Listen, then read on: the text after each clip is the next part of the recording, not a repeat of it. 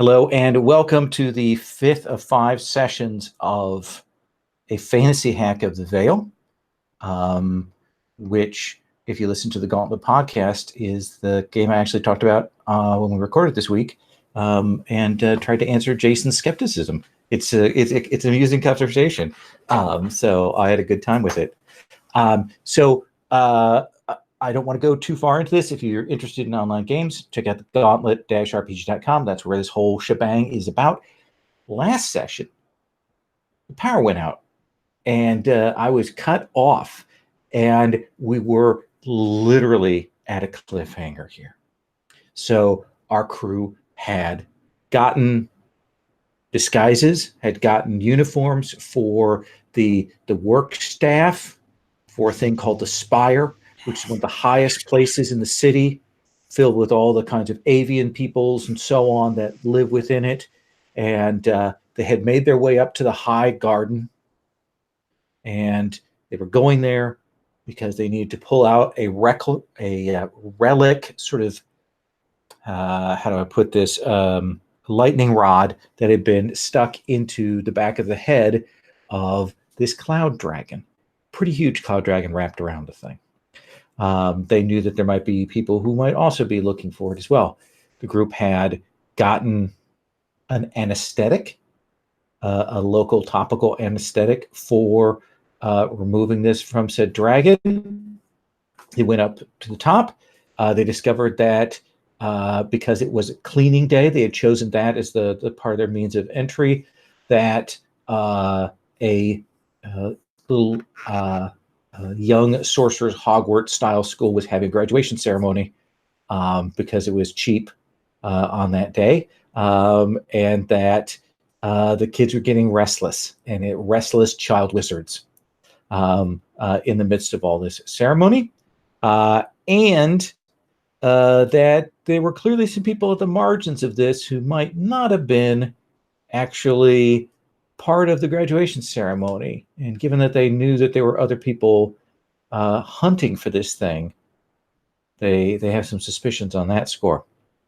So while Feistus and Zelda are kind of maintaining position and watching and holding things, Samlin, who in her mage form is a master of the spider climb, but now more a master of manipulating her own fingers into gripping things, went out onto the wall to sidle climb over to the back of the dragon.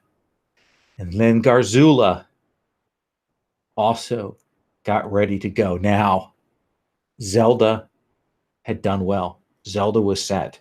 Zelda had succeeded and was moving along.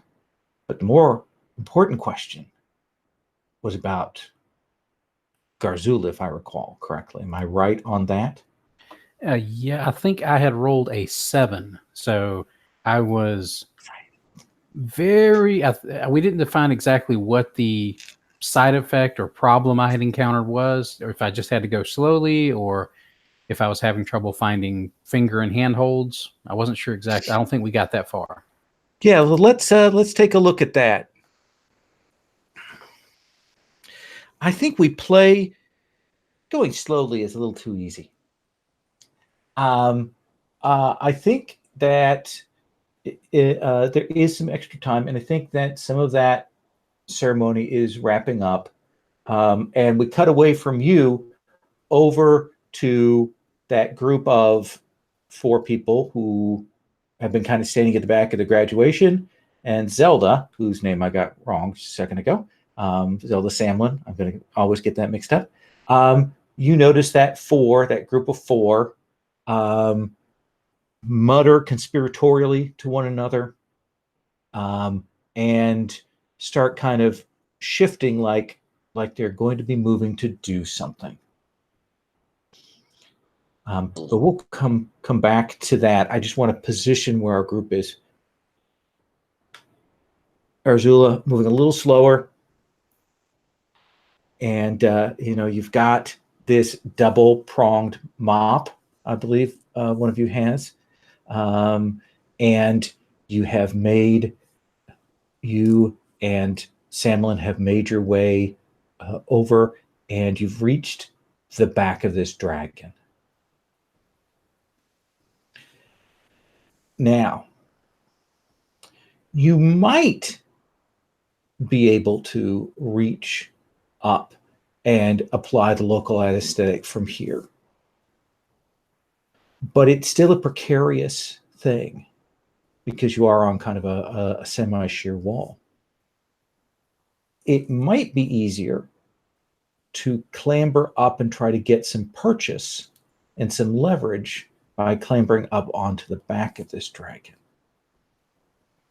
So let me ask you, since you were the first one to go along this wall, Samlin, what are you doing?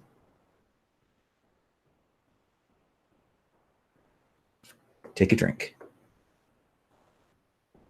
I didn't even say anything yet. Right? Right.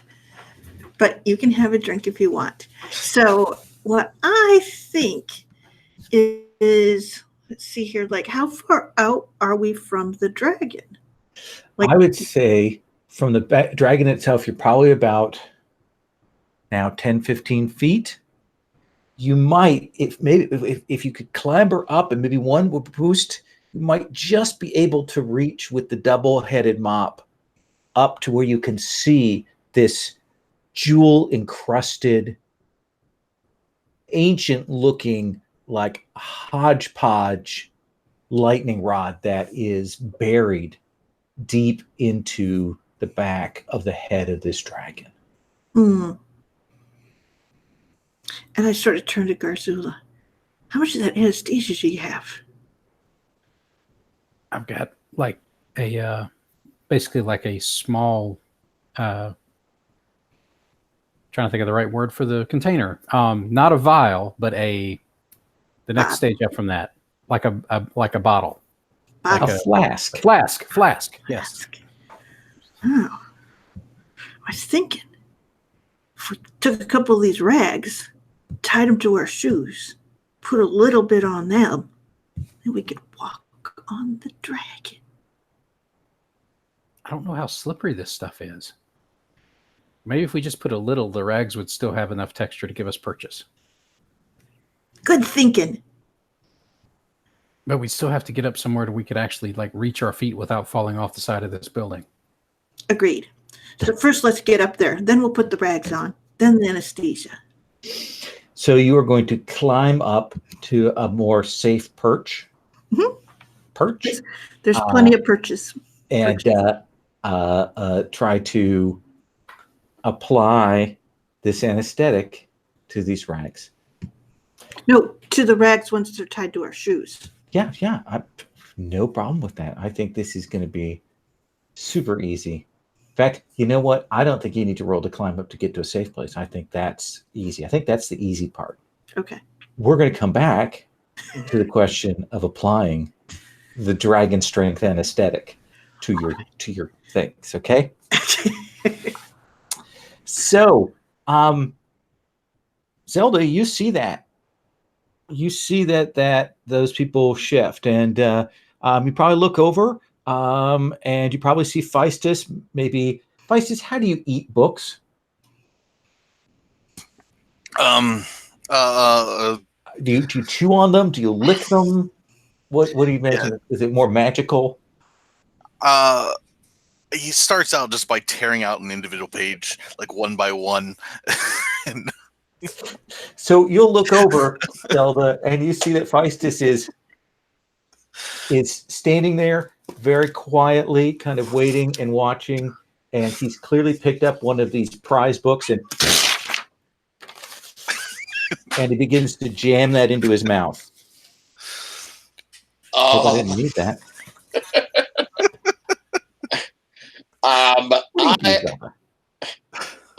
I kind of give like a little wave, trying to be subtle, and I don't know how much Feistus is keeping an eye on me, but I kind of motion towards these people. Now, these people, you say, seem like they're moving into doing something. Can I ascertain what the something is, or is it just they've clumped together and look ready to? I think that's absolutely an analyze here to kind of read these folks. You've been Okay. watching them, so I think you absolutely have kind of the positioning for that. All right.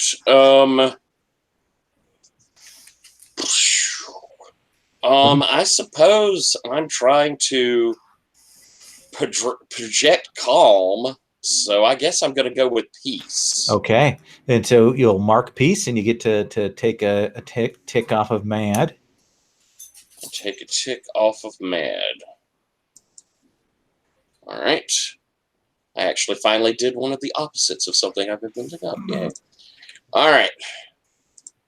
And I shall roll straight up even roll, and I will get a 6. So you're watching them. Do you have any moves that give you bonus questions? I can't remember if you have any things. I do not. Okay. So you will see they kind of step back, and you will see one of them pulls out what looks to be like some kind of ring, like a big ruby ring. And he kind of lifts it out, and he does this thing like he's about to do some kind of scrying thing. And when he does it, you will see this beam of light come out from the ring and cuts across the sort of the corner of the crowd that you're at, and lands and hits Rasputin full in the face. Oh. And you see the 4 of these people who've been kind of like, okay, we're going to take the dragon. You know, you better check on and they all look up and they all look at you. Let's check with Feistus.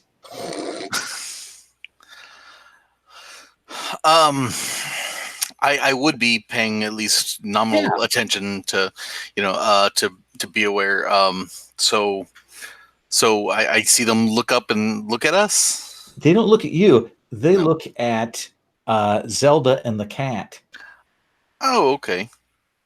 You're in you did position yourself slightly differently, different spots. So, and they look up like they're concerned. They're You have the sense that maybe they were about to like slip back to maybe start carrying out whatever plan they had in mind for the dragon, and then whatever sort of like scan or check thing they had involved with that seems to have picked up Zelda and Rasputin or Raz. Okay. I think Feistus is gonna just quickly walk over and grab Zelda by the arms and say I told you to clear out these trash cans, and why'd you bring your cat? That's ridiculous. And just kind of try to shuffle him off and divert them away. Yeah, I think that's perfect. I think you're gonna rush over and attempt to do that. What do you want to roll with? Probably fear. That's a good one. So mark fear, clear 1 off of power. Okay, clear 1. And then roll with +1. That's good, a 12. That is a 12. So you get to pick then with this sudden gambit that you've carried out, you get to pick 3 results. Okay.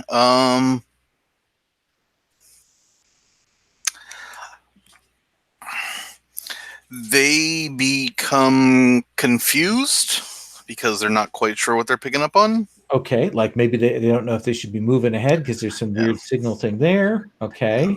Instead of you're able to slip away, would it be Zelda is able to slip away? I think the you would be both of you if you wanted. Okay, that'll work. And I want to glean a flaw or weakness. They weren't expecting there to be other people here looking for this. So that makes them clearly whatever this thing wasn't intended to detect that. And when they picked that up, they're like, okay, what does that mean? And it definitely has thrown them off balance. Does that seem fair? That seems fair to me. So Zelda, he comes over, Feistus comes over and grabs you and yanks you, and Raz kind of like he got something in his mouth as you're yanked away kind of into the crowd there. Oh, I'm sorry. Oops, I'm so sorry. And you will fade into that. Let's cut back to the ledge. Which of you is applying the numbing solution to the rags on the feet?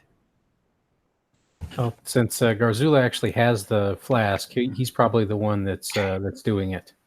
Absolutely. Garzula, what would you like to roll with? Well, he is. I think he is trying to focus himself, hanging off this ledge from the highest point in the city, applying stuff to rags on the bottom of his shoes. I think he is trying to focus his inner peace. Okay. Serenity now. Yes. Serenity now. Take deep breaths, slow, deep breaths. That is an 8. That is an 8.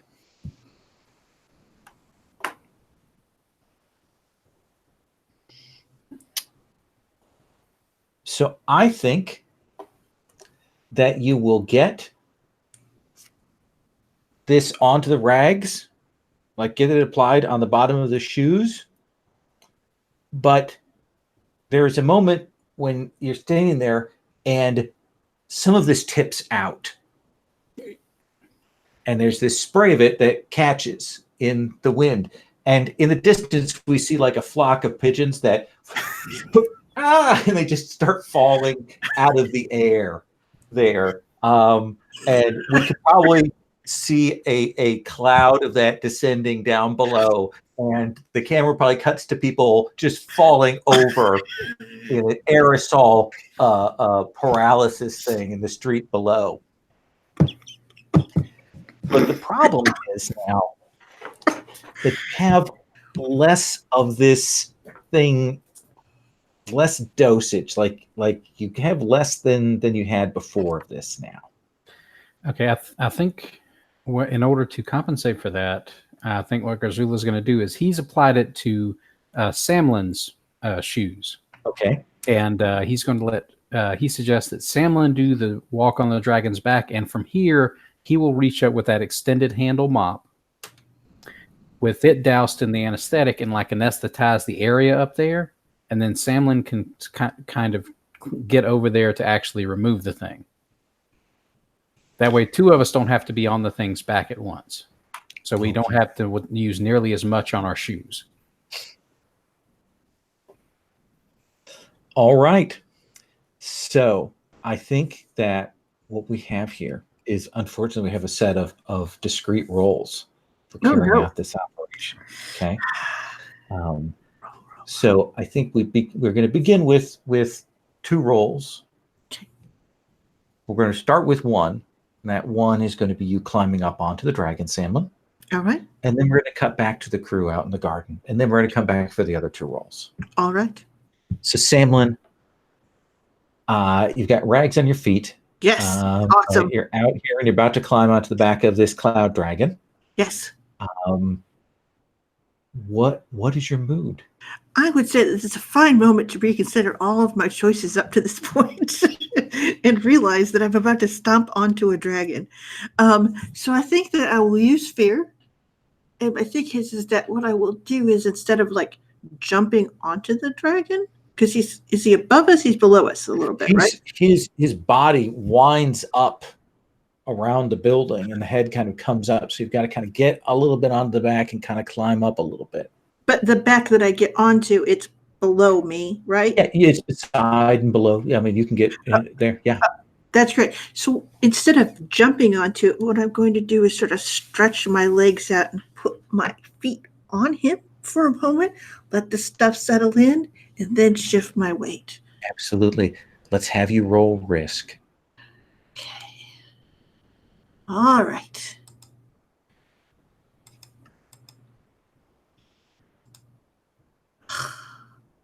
Five. There is a moment when you've begun to climb up this thing Yes. that you realize that part of the strength of this anesthetic is that it can go through dragon hide. Huh. As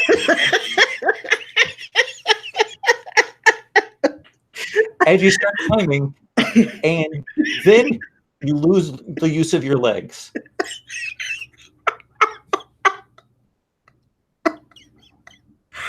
Oh. Awesome. Like they go completely to sleep.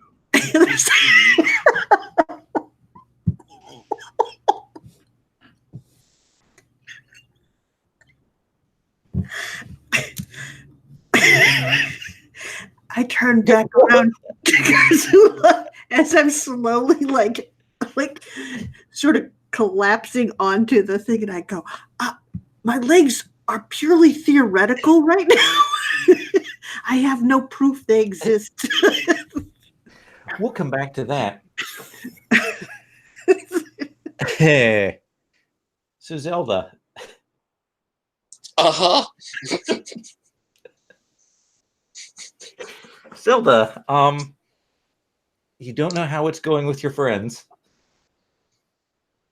And these crew of four, you're not sure if they're going to continue on. I mean, they might get over there and start interfering with things.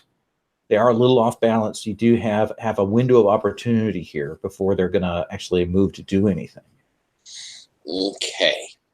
And I will remind you that, and just because it was a thing that was established and set up, was the powder keg that exists as a resource out here.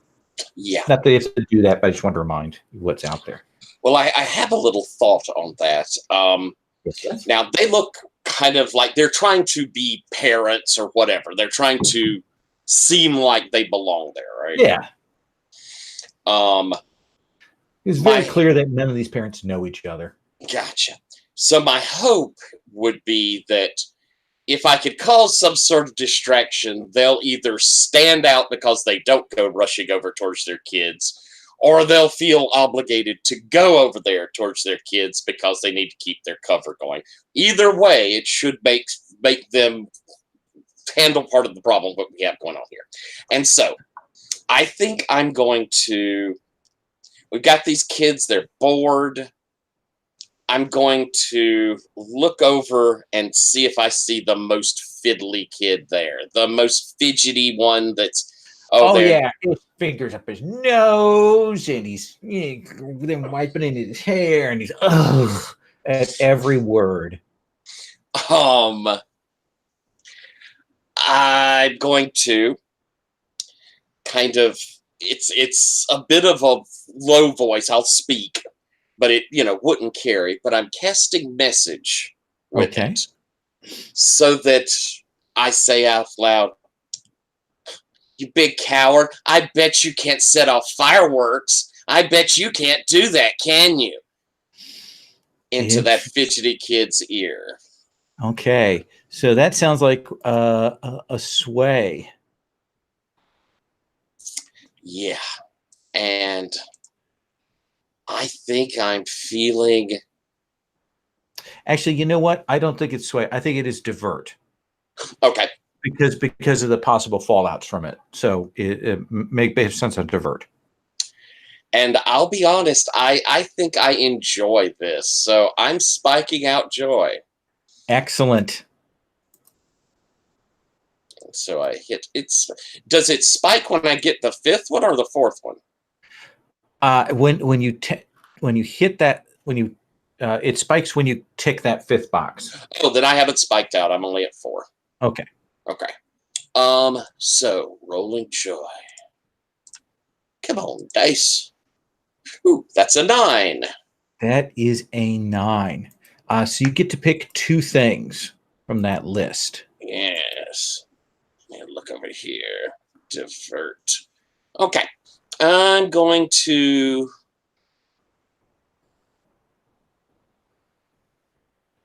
create an opportunity for my friends. Okay. Is the idea there. And I'm going to hopefully, let's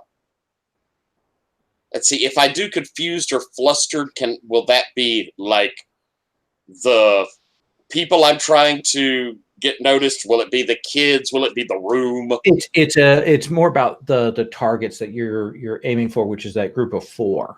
Okay, so that's what I'm doing. Confused and flustered.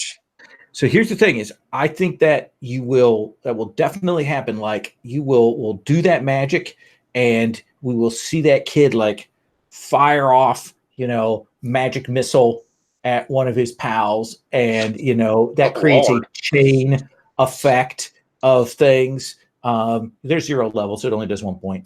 So we will see that go off, and that definitely like those people can't head over there. There's chaos all around them, but because you didn't choose you will be able to slip away. There is that moment towards the end of it when they're kind of running and they start heading your way, like clearly they've still got that scry thing and they are trying to follow to the source of the chaos right now. And boom, we start hearing the noises here. People and the teachers are back at the back. They're yelling for the kids to calm down, and all the little like stuff that they had set in their pockets for after the ceremony and stuff that starts to ignite. All of that kind of stuff starts going up. Feistus, it goes from 0 to 60 very quickly. Yes, it did. But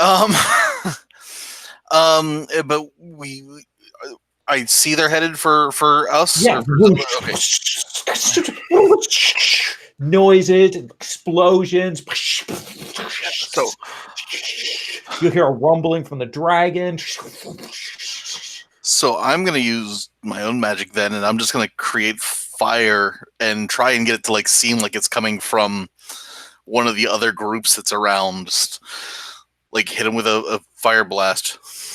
Okay, so you want to you're trying to neutralize. Yeah, that sounds good. Where's that one at? There it is. Okay. This is definitely a power move. Oh yeah.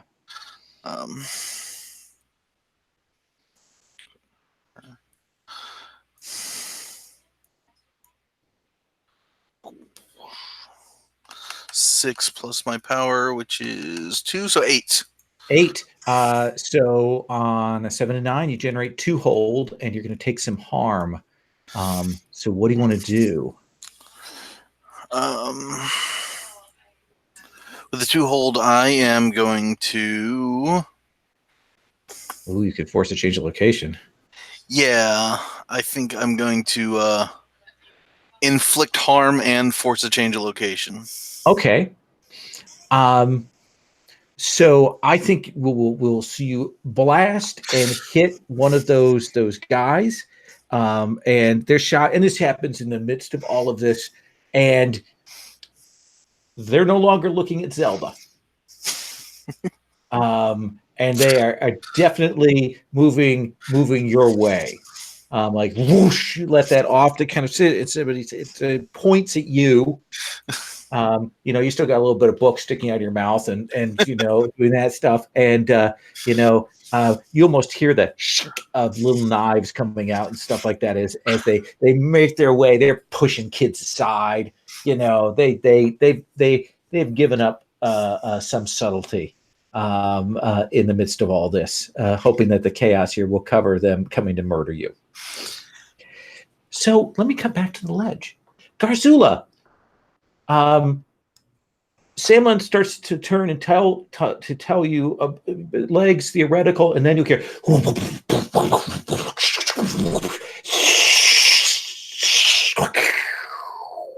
over there. Oh dear. I think he's sort of straddling the edge of the wall, I guess, at this point, as she's kind of gotten onto the dragon's back and it's now mostly flopping. Hanging by hands here. Okay. when before we started the climb, he had cast strength on himself. Oh yeah, he's able to dig into the wall, and So I think he's going to try and basically make sure he has a very secure foothold. And he is going to basically take the end of the mop and put whatever he's got left of the anesthetic on there on the end of the mop. Yes. And then he's going to push that up over toward the dragon, and then tell Samlin, if your arms can still work, grab onto this thing, and I will push it up to the top, and maybe you can get that thing from there. Absolutely. Is he strong enough to do that now? Yeah, absolutely. I see no possible downsides to this plan. The only downside is the one right behind me where the wind is whistling. And absolutely. So let's have you roll risk. Okay. I think this is him trying to do power, I think, at this point.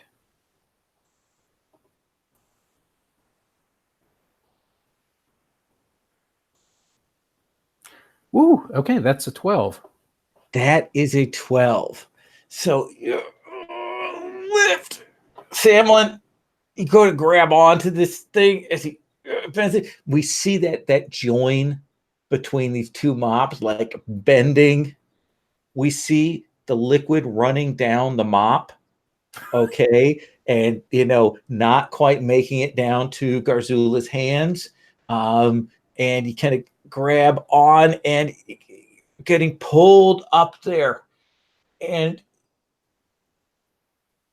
he's all this splashes all around this lightning rod, and you have a chance to grab that lightning rod, but you're going to have to let go of the mop to do that.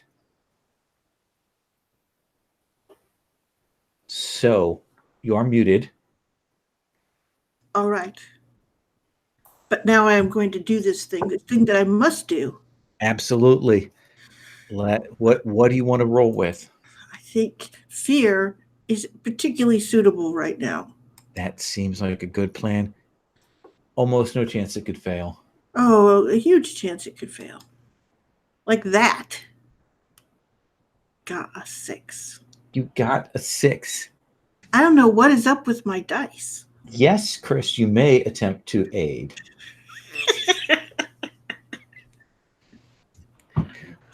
What are you rolling with to aid? I think I'm gonna try and roll with power again. That's my best shot at it. He's just trying to just raw muscle her into a good position. Absolutely, using the mop. Absolutely, just put another check on power, and then roll. Again, almost no chances this could fail. Almost none. Almost none.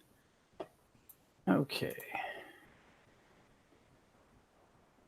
Well, it's an 11, so pushes you up, and you let go, Samlin, and you grab on, and you have firm and solid hold of this weather vane, of this lightning rod that is embedded, and he has splashed this stuff all around, and it seems to have nullified the dragon's sense there. Mm-hmm. However, like, you are a person with no sense of feeling or control over your lower half of your body, hanging on to this lightning rod right now. Yes. What do you want to do? I want to do something that Yes. Here's the thing. I'm a shape changer. Uh-huh. And I also took the ability Arcanist. This says that I can encounter standing spell, an enchantment, a ward, magical item. I assume an alchemical potion would be one of those things. That or the lightning rod itself. Okay. Yeah, I would like to try that. Okay. Essentially, I am hoping. Which do you want to do? Do you want to do the Novocaine, or do you want to do the lightning rod? I think I'll try the Novocaine. Okay. I'm thinking because I'm a shape changer, it's my own stuff is probably more what I have control over. And Absolutely. So let's have you roll. What do you want to roll with? God, I got a theme going here. Fear? Yes, I believe so. That is how I would describe it. So, all right. So here we go. And then if I come on, goofy dice. All right, and then I got 11 plus 2. That's a 13. You have 3 hold. Okay. On your Arcanist move. Yes, and that's a good thing. So I think that for the stuff that's in me, the effect that it has on me, I will disable that. Okay. What does that look like? Essentially, I think that what Garzula sees is her legs kind of lose their shape. They do a kind of flatten. She probably goes to her base self, which is, what do you say, more like a black, oily, royally mist, and then they recoalesce. And there's a little more rain of that Novocaine down to the ground below. We hear a harpy. Ah! And then, let's see, I think that I can now assemble or disassemble it later. Like I could make my own. I understand it well enough. Sure. And I'll draw a mana from it that I can give to Garzula. All right. So yeah, you will expunge that out of your system, and you'll brace your legs against the back of the dragon, which can't feel it right now. It looks like you are in great shape. We'll come back to you in just a second. Zelda, it looks like that quartet is going to go kill Feistus now. One of them is badly burnt. And we've got chaos going on. It's absolute chaos. All right. I think seeing them go that way and, being relatively small, I've been trying to keep myself moving through people, not noticing. So I'm going to try to at least even the odds a little touch. And whichever one is at the back, I'm going after one of his Achilles tendons, and Rast is going after the other, and we're going to try and him with claws and me with my dagger. Let's have you roll to neutralize. All right. What's your mood? What I'm rolling with. Let's see. I think I'll go with power. No, I think I'll go with mad, since he's going after someone I really care about. Okay. You clear a dot off a piece. I mean, maybe not. Clear one off piece. I guess I'll ignore the fact that it was him who really rather escalated this by catching them on fire. All right, that gives me an 8. An 8. So you get to pick 2 things from the neutralized list. Yes. Let's see here.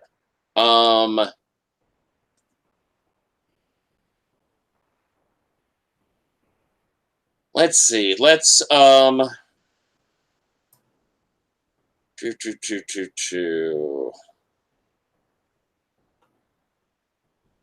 I'm going to.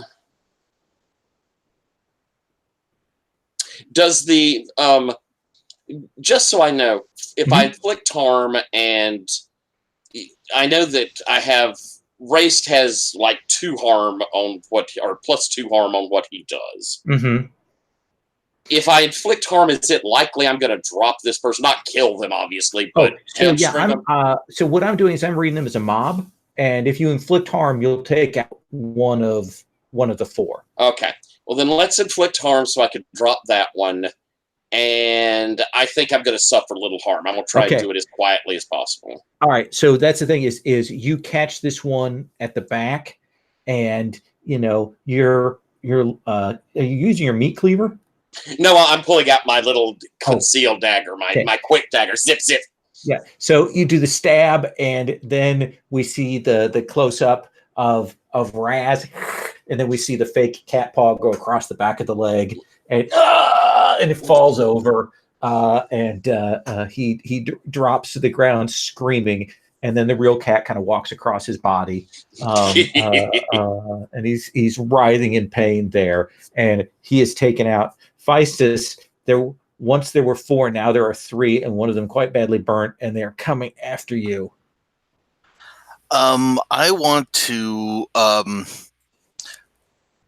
call out to the other adults that are in the room and say, look, they've got weapons. They're trying to hurt the children. Interesting. That seems like divert. Okay. I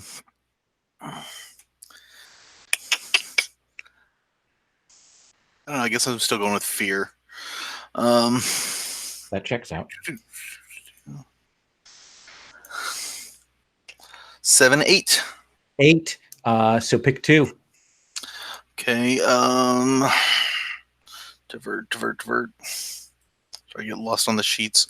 Okay. I want to create an opportunity, and I want to slip away. Okay.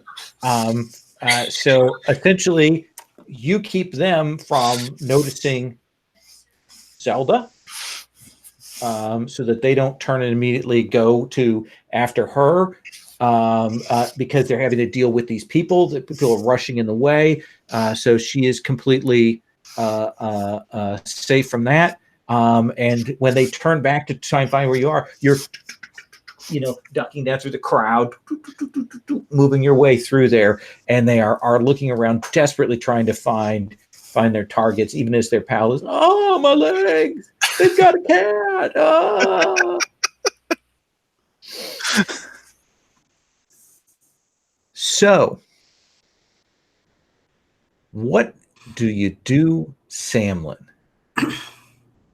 So I've got this lightning rod. You got hanging on to this lightning rod. Yes. I would like to extract it from the dragon. Okay. Why don't you make a risk roll for me?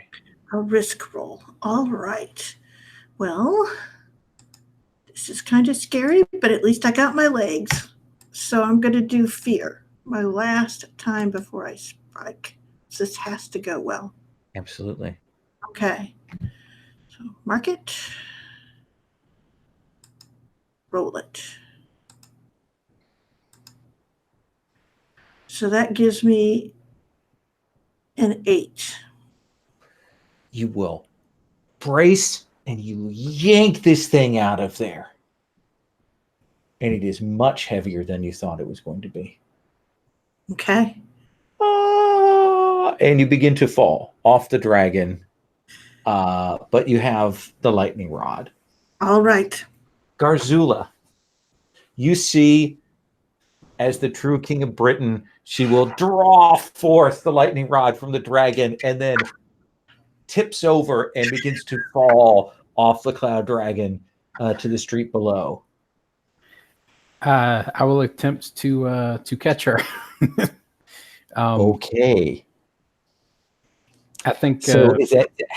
Tell me what that looks like. What are you doing? Are you? I mean, do you have a rope tied onto something? Are you just leaping and hoping to like sled down the back of the dragon, Jackie Chan style, or are you hanging on and trying to catch her? I think what he's going to do is that mop is still there, and he is going to use that extended mop to sort of pole vault himself over the back of the dragon and catch her and see if they can both land on the roof, because he doesn't think he's got enough support there to catch her where he's hanging now. That is absolutely the craziest thing I've heard. Roll risk. Yes. And he's only able to pull this off even try this because of that strength spell. Oh yeah, you are So let's see. How Garzula this works. smash. Oof. Let's see. Again, he's throwing raw power at this. And let's see if this works. That is a 9. That is a 9. Can I assist? Can I assist? Yes. All right, I will assist. Do I have to roll to assist? Oh God, yes, you do have to roll assist. What do I do with that mana you gave me? That is a spell thing from the Arcanist, right? Okay. So it just gives you power to do a thing. Okay. So let's see here. So I am going to roll, and this time with power. Okay. I've got shape changing. Sure. So take a box off fear, put it on power. Okay. All right. Yes. I will do that in a moment because I'm all about the re-rolling. Oh my God, 4. I am not good. So, All right. Garzula, you will do that thing up. You will catch Samlin as she falls, and we see you arc over the edge of the roof and come down here on the top of the garden, a little ways away from the dragon. And 2 things happen sort of simultaneously. One is that you will realize, Garzula, that in doing this, you had to grab onto that section of the mop that had that. And you will realize that your arms have gotten very, very soggy as you land and kind of roll. And Samlin kind of hits and rolls. And there's that great sort of crackling sound as that lightning rod hits the stone path of the garden. And Feistus and Zelda, you will see these 3 look and see them come over the wall with the lightning rod.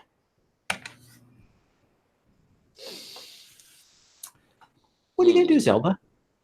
Looks like they're like... So there won't no GTFO. Well, we can't have that now, can we? So I suppose it's, let me check just to make sure if I have something cool for it that would help. I don't really have anything super cool for it other than I'm going to, seeing them run over there, I'm going to look at Race and look, together we sprint over there towards where they are, and both of us are going to leap, and as we leap, we come together, and I'm going to try and bite that thing out of their hands and take it. Okay. So let's have you, the merge is a roll, isn't it? The merge is a roll. And I am probably feeling, this is worried that they have gotten this, and I know that I will definitely be killed if I screw this one up. So I'm going to roll in fear, which is good. Well, not yet. I got a 9. 9. Yeah, unless someone can give a hand, and I'm going to mark my fear. It's nearly spec'd up. You're going to grab the lightning rod from me? I'll assist if I can. I've done so well so far. Done so well. So Hope you're far. marking that XP on a miss. Oh, God, I'm not. I've got like levels to go now. God. Like, really, I should have 7. Okay. I'm sorry. I thought that we had said that they had gotten the lightning rod. No. They were pointing and saying they need to go and get it from. Oh, they're going to get it. Oh, okay. Yeah. I assumed you were getting it because they were kind of out of sorts, and you were going to get away with it. That still seems the best idea. Yeah. I'm probably the best one to run away with it. Makes sense. All right, then. Here I go. I'm rolling with a +1. Let's see if I can succeed it a little bit. No. worst. I don't understand. They have So- been cruel to you today. The good news is you get to mark XP. I literally level have twice. skills.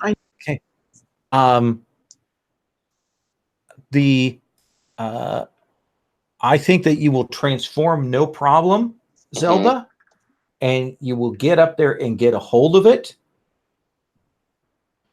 But there is that thing when you get up there and you will see they'd kind of been just playing around, and you will see them activate gear, and that you will see two of them like essentially cast haste, and they're up here with you guys. Okay, and I marked hunger.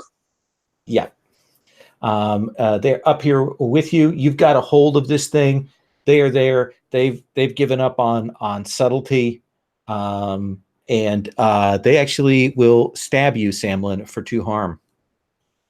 Really? Yep. Me? Yes. But I'm gonna have to kill him then. Do you have armor? Actually, yeah, I do. I have 1, so that Okay. takes it down 1. Okay. Or do I have 2? I got some. Feistus, you see this scene. You see the 2 of them go haste up there.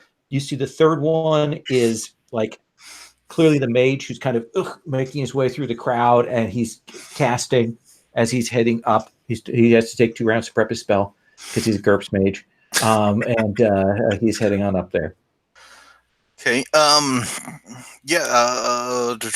If that guy is a magey type, I'm a magey type. So heck. Yeah. Actually, I'm gonna focus on the 2 guys that were kind of running at them, and I will use my magic to make webs around them. Perfect. So what you'll do is this is neutralize, but you're doing S harm. Essentially, you're doing harm that's going to temporarily subdue them if it goes off. Okay, so what would worry be? Would that be fear? I guess still. Oh yeah. Yeah.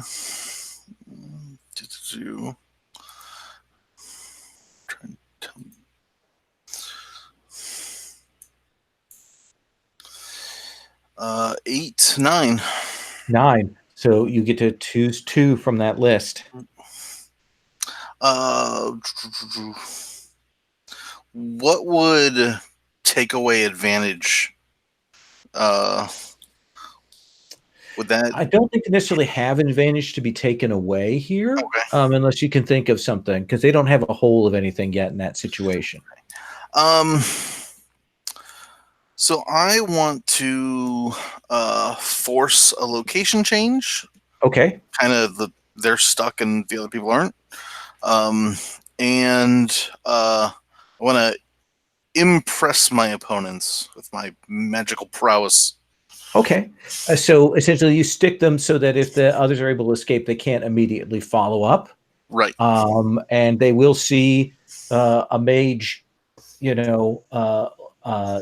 fire off a pretty serious web spell that hits them. That's like a 3rd or 4th level spell. I don't remember. But anyway, that will hit them. And that mage who is casting turns and looks at you and goes, "Suck cans!"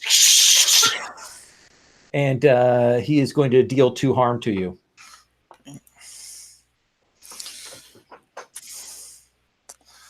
Alrighty. What kind of armor do you have? I have no armor. You have no armor. So that lights you up. Kind of looks like a forced lightning there for a second there, and he cackles maniacally. Hey, Garzula, how are you doing? Well, my legs still work. Yeah, they do. 2 guys up here. They've rushed up. They're clearly Malay people. They've gotten hit with these webs, but they're going to clearly try and get the lightning rod away from Ras Zelda, Zelsputin there. What do you want to do? I think I'm going to try and kick one of them really hard. Okay. Let's have you roll neutralized. I imagine we kind of see you spin around on the ground, electric boogaloo style, and then kick them. Yeah. And I think at this point he is going to roll. He's going to roll with fear because this is getting out of hand. this has not gone well. Absolutely. So my fear is 0, and I roll a 5. So I get to mark XP. Get to mark XP. So you spin around on the ground to kick this guy, and he's gotten webbed, and he sees you coming, and he takes his sword and he plants it right in the meat of your thigh for 2 harm. Ouch. But you got armor, right? Yeah, I have armor 1. Okay. So that's 1 harm. 1 more harm. Yeah. So puts that in there, like, you actually wish he hit you in. Actually, no. You know what? He hits you in the arm. Oh well, that no harm then. So he hits you in the arm. You don't feel it, and he's like he makes a face like, "Oh my god, that you should have been screaming out in pain, and yet you aren't." So tell me, Samlin. Yes, this day's not going the way I planned. 2 guys webbed. One of them just stabbed Garzula. Putin has the lightning rod, and looks like Feistus is in a wizard's duel over there. Okay. So here's the thing. I can assemble or disassemble this this anesthesia now. Can I pull it out of my friend Garzula so he has his arms again? That is a very interesting idea. Yeah, let's hey, if you spend that mana, I won't make you roll. Yeah, that's what I'll do. How does that sound? Because that was a thing you got that you haven't been able to use. Normally you'd be able to eat it for your hunger. Right. But if you spend that energy, you will do that, and you will pull the anesthetic out. I know. And you will hear as suddenly the wound in his arm, he can suddenly feel it entirely. Like it's great, isn't it?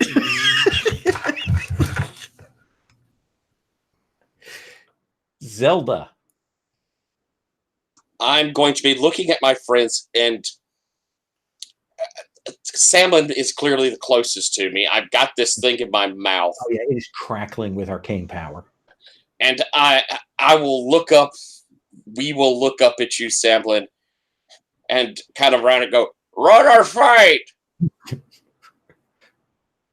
He goes, "Run as fast as you can!" And I will turn, and I am going to run as fast as I can to the edge of this thing, leaping off, and I am attempting to overcast. Okay, let's I'm doing alter self so I can give wings to us. All right. So cross out that spell, and you mark 1 harm, and then you roll. And I have to pay a price, right? I have to offer up a price. What is the cost you're paying? Are you drawing on the arcane energy of the item? Are you spending something else? What are you using? I'm wondering if this sounds good to you. I'll give you a free pick on the or a free "Thy will be done." Sure. Yeah, you're irritating Rasputin enough. Yeah, I have to get him to go along with this, so it puts me in his debt, sort of thing. Okay. Have you roll? And I mark off the spell, and it's gone forever? It is until you have time to recover. Oh, okay. All right. So I'll just... And mark 1 harm. And I marked a harm. And I'm rolling in fear because I'm falling through the sky. And that will spike it, by the way. Okay. So let me spike it. Oh, please work, please work, please work. That's a 9. That is a 9. So tell me what that looks like. I think you all see this enormous black panther as it leaps up, off the edge of this garden and begins plummeting with this thing in its mouth. And you see, like, I think I've described at times where I have the kind of displacer-like protuberances off the back. You'll see them open and grow thinner and thinner and thinner as they become these wings. And as I am plummeting, they suddenly open, and I just zoom, glide down towards the streets in at least a controlled fall, if not a precise flight. That is true. And Rasputin says to you, you could have gotten us killed. Well, we had to get away. We had to get away. I told you we shouldn't have done this, and you wouldn't listen to me. I know, Rast. I will call my cost in soon. Okay, Rast. And up top, you hear, "God damn it!"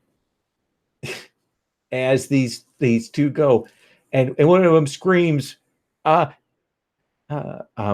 screams, "Chrysanthemus, the cat got, can you follow the cat?" And Chrysanthemus, "I'm in a duel right now, can't follow the cat." You face Chrysanthemus, the Chaos Mage.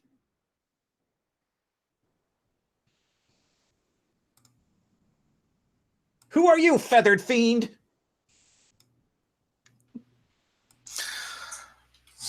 I am the mighty and powerful Feistus. What is the dragon doing during all this? Dragon He's probably now eyes are starting to come open, that sort of slow wakefulness.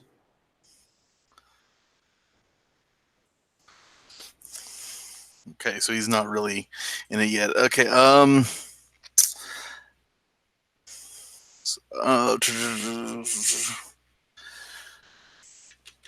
your chaos can eat fire, and I'll just blast him. Okay, roll neutralize.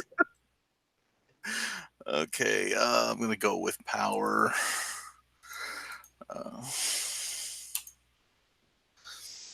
12. So tell me what happens. How is it that you incinerate Chrysanthemus, the Chaos Mage? Oh, sorry, Master of Chaos Magic. Master of Chaos Magic. So he is getting ready to cast a spell, and all the energy starts surrounding him. And I throw out a flame, and it just kind of it causes him to mess up, and he gets a backlash from his own magic, blasting him into a black skeleton. There'll be that second when we see that skeleton, and then it'll kind of, and you'll hear, "Oh man, badass!" And the kids are like watching this, and these two that are up there by you, Garzula and Stamlin, are like, "Whoop whoop whoop whoop." They put their hands like we're not getting paid enough for this. Stay in school, kids. Oh, we will. We want to do that. Yes. Okay, I think So these two mercs go. Yeah, I think Samlin shrugs and starts to walk away. One of them will kind of reach over and put his hands out to help you up, Garzula. Garzula No harm, just no sort of, foul. Garzula waves him off. Get the hell out of here. Fair enough. You could probably go first because we got to cut our way out of this.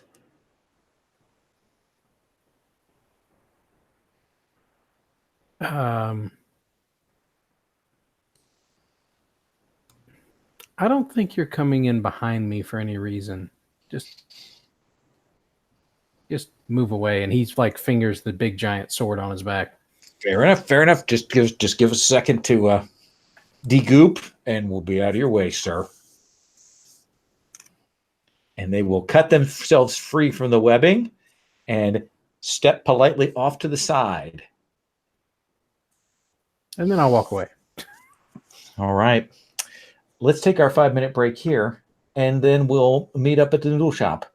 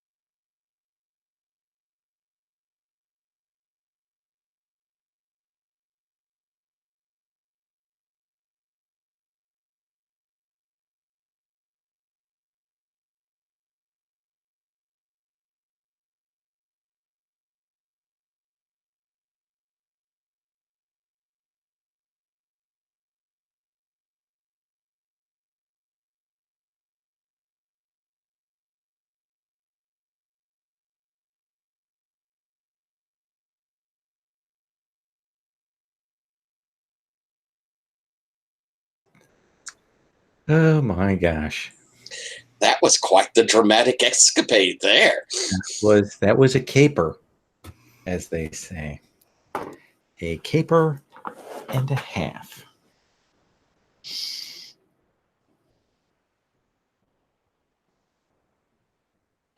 I think it went very smoothly. That thing with it going through your boots was magnificent. That was such a clever move, Lowell. That was so clever. I'll still say, honestly, that went off a lot better than I thought it was going to. The dragon didn't wake up. So we didn't fall off the side of the building. The dragon didn't wake up. I call that a win. 100% win. Yeah, right till my cat eats me. Yep. No, she'll probably just want you to feed her one of us. So some of you are quite badly messed up. If you have healing potions, you could certainly spend those to heal yourself. Otherwise, it takes golden rest to heal yourselves up from things. But we take up with the 4 of you plus 1, because of course Samlin's fiance has rejoined you, and he has been quiet and somewhat sullen the walk back. You're not sure if it's that you didn't get to fight a dragon, he didn't get to see exactly what happened, or what, but all he saw was a bunch of ragamuffin mages involved in hijinks, and then he saw Feistus, incinerated man, just to watch him die, and so he's kind of been a little like, he's not in a great mood. But we will take up with the 5 of you eating and slightly recovering, and you have this enormous jewel encrusted arcane lightning rod. How are you carrying that out in the open? Or are you covering that in some way, Zelda? I probably would have, once we landed, like taken my cloak and wrapped it up, and it is twice your height. So I've got it kind of like across my shoulders, like a yoke sort of thing as I'm walking along. And I imagine I'm kind of, it's okay for trying to sweet talk Ras, but I have a feeling he's giving me the cat eye. He's in the mood. He is in the mood. So you guys will sit down and perhaps discuss how you want to handle this next stage of things. So we got to wrangle this back down into the sewers here? Yeah, I think so. All right. Is there a place that we can get so that we're closer to where we're going to end up? There was that elevator. Yeah, we went through Clever's friend's basement last time. Where did Clever go? Oh, poor Clever. Where is he? He wasn't on the roof at all when we came over. That is so odd. Zersul will say he was talking to a bunch of the kids. Oh, I think he's still cleaning up in there. Could be. well, he may be handing out the best advice they'll get all year.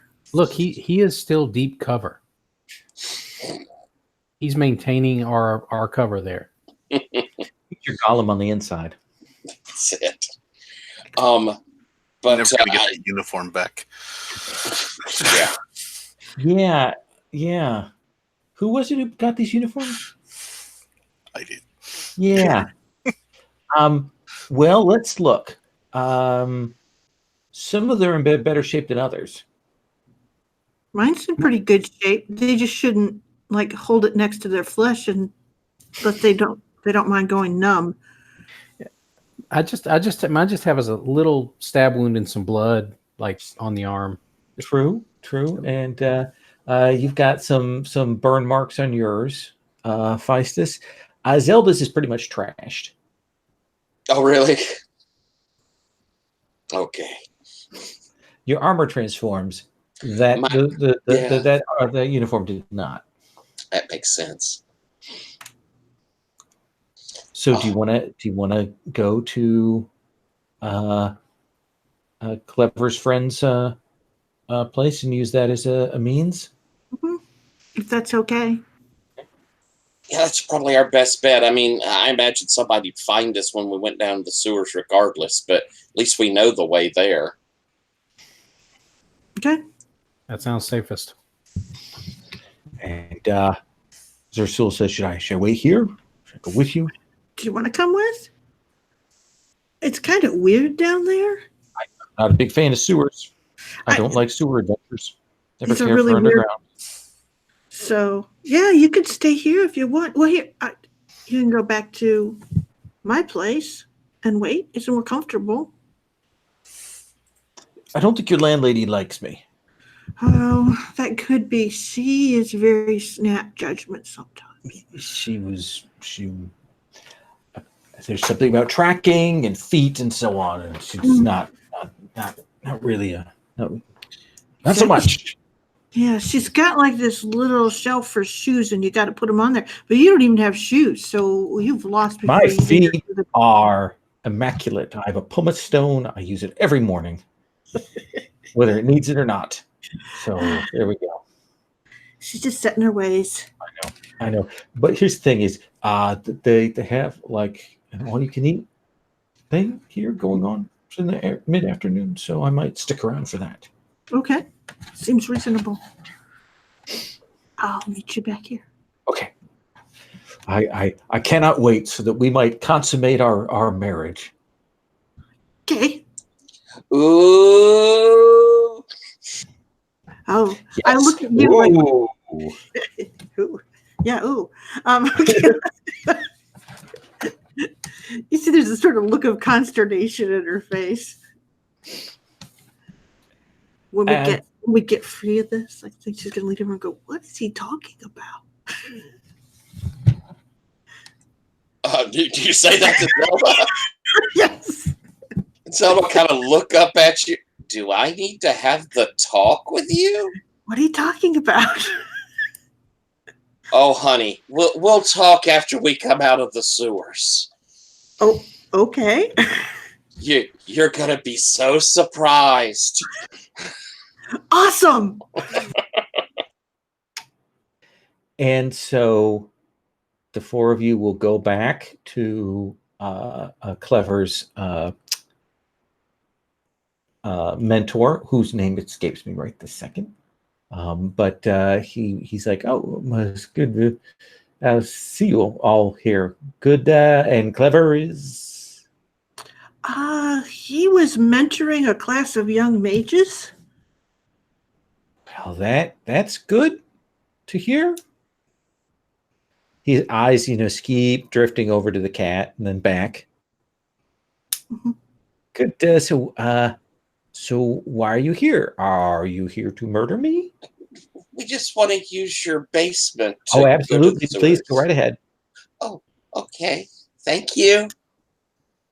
Sorry about this. It's the one way we know how to get on the right track. We won't do this again. Probably not, anyway. Sure. And he gives you all a wide berth as you go around, and you will drop down into the sewers, make your way along until you find another gang of mudlarks, and they'll say, "Top of the morning, governors." Don't do that. Okay. Don't do that. Just lead the way. Some people pay for the color. They like that. The accent, get a little show in there. But oh no. Anyway, they will again stomp you through these glistening, nasty white halls. Everything is that kind of white. Even the fungus here is white on there. Different shades of that kind of, some of it's eggshell, some of it's that kind of just dirty yellow white. And again, the sewage that flows through here is white, viscous, with streaks of maybe gray running through it, affected by the cleaning magics of the city. And they will take you along, and eventually you will arrive back in that grand room. And you kind of, one of the people goes, "Hold on, I will tell Cess that you are here." Thank you. Psst, says Rasputin. Yeah. We should keep that. Oh. But then he might kill us.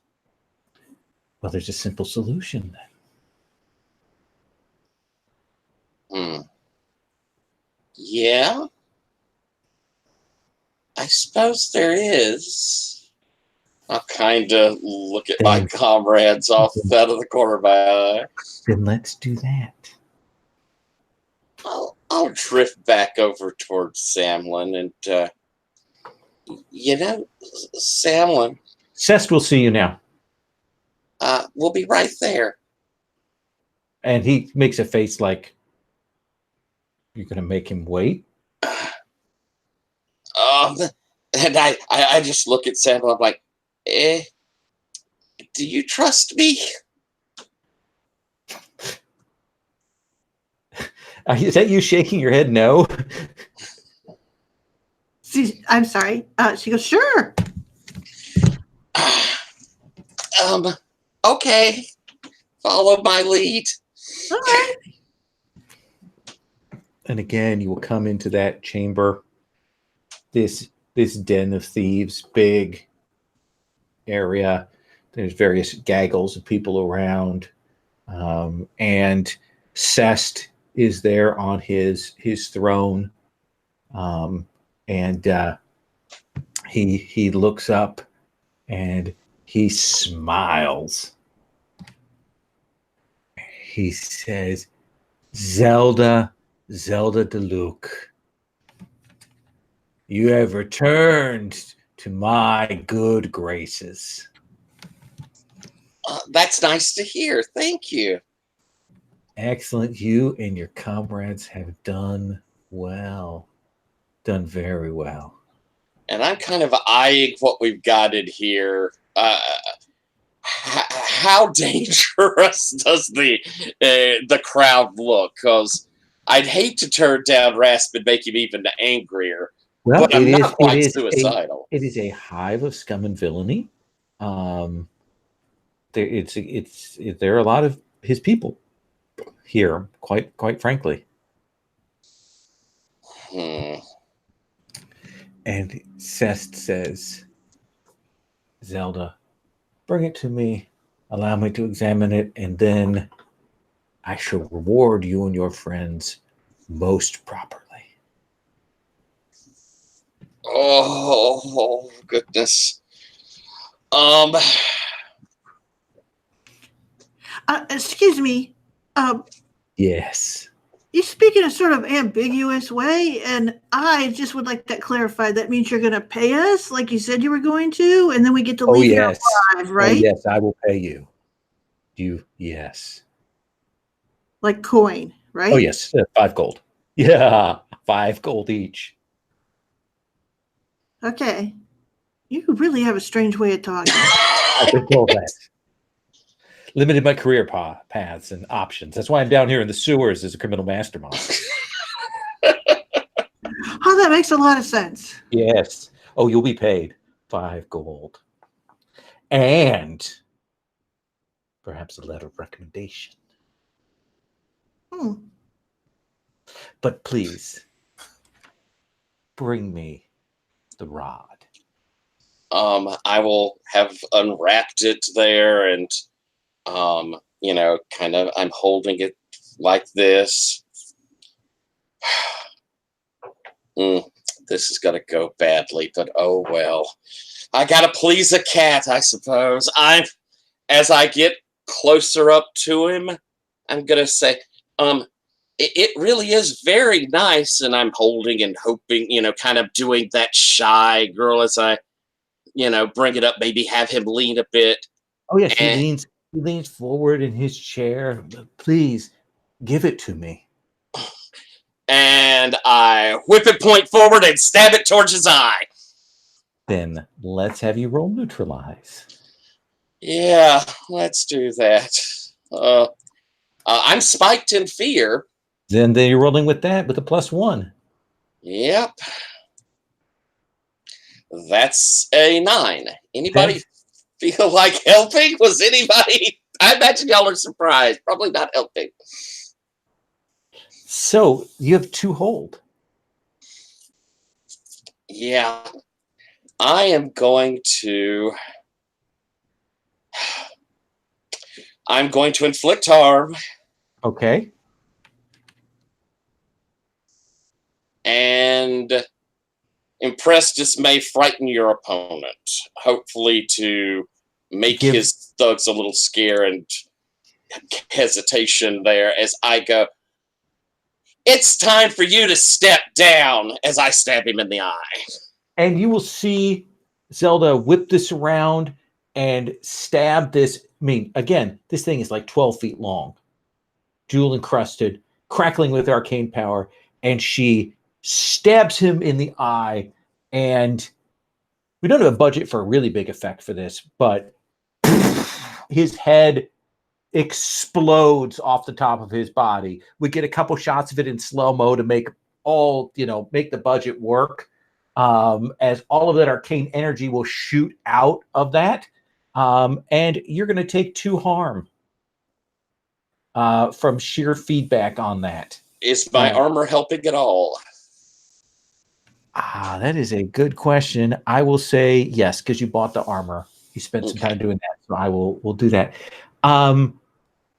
Goes up. You will see his stabs Cest, pops him in the head. His head explodes off the top of his body. Feistus, what are you doing when you see that happen? That's a darn good question.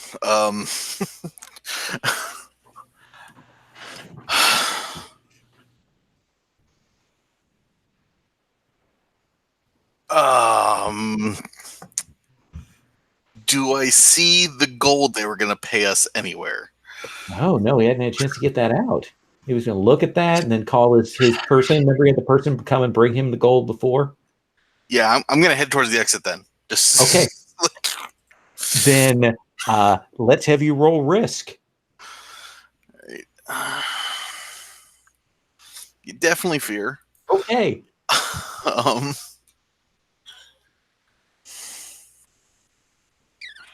13. I'm rolling and good tonight. Feistus is off like a shot. Like he is, and he is gone. Okay, Three Stooges style. A run-in for the exit there before anyone can react. Garzula?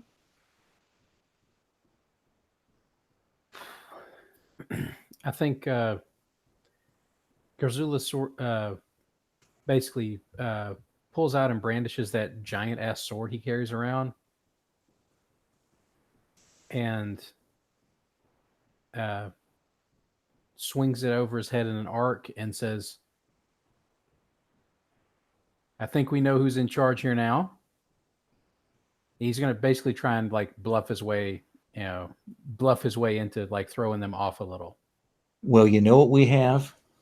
We have a move for this, and it's called ultimatum. What do you want? And tell me what you'll do if you don't get it. You want to get out of here alive? That's kind of what we're looking for, yeah. Okay. And if If they don't agree to that, what are you going to do? If they don't agree to that, we've met these mudlarks and this group of ne'er-do-wells before. We've been to this room before. We've studied and we've been through this section of the sewer. If it doesn't look like they're going to let us get out of here alive, I'll bring the section of the sewer down on their heads by whispering the true name of this room. Interesting. Let's have you roll. What are you rolling with? I think he's going to throw power at this one. Okay. So let me check that. Let's see how this works out. That is a 10. Everybody's is up in various places. Like they're up. Knives are out. Daggers are out. Blades. Everyone who's kind of been sitting around, smoking opium or at their various card tables and things are all up, and that your sword comes out and you could take a couple of chopping swings at one of these wooden support pillars in here, and they stop. Samlin, looks like you have a window of opportunity if you want to get Zelda and get out of here. I'm looking at all of them, got my eyes on them, and I say to Zelda, so is this what you meant by trust? Kinda, yeah. Let's get out of here, okay? Yeah, okay. Okay. And she kind of looks at the other people and she goes, see, that's how you live. That's how we live. Seems like a pretty good plan at this point.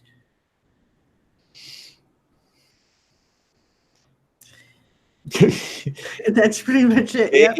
They watch the three of you like a hawk as you have to pull that thing out of the back of the chair. Body goes into the kind of wet floor. People are looking around. Half are like, we need to kill these guys, and half are like, well, now we got to decide who's the boss. And you three will back up. I suggest we consider this square. All right? As I'm nodding, looking at them. And you'll hear looks like maybe one of the senior people, maybe the person who brought you in, says, oh no, you can go now, but in no way, shape, or form, Zelda, are we square. And I look at him, I look at him really hard, and I start to change my face so I look just like he does. And I change everything so that I look just like he does. And I go, I don't think you want to fuck with us. Not that way. Not close up and cozy. Not naming names. Let's have your roll sway. I'll roll it with power.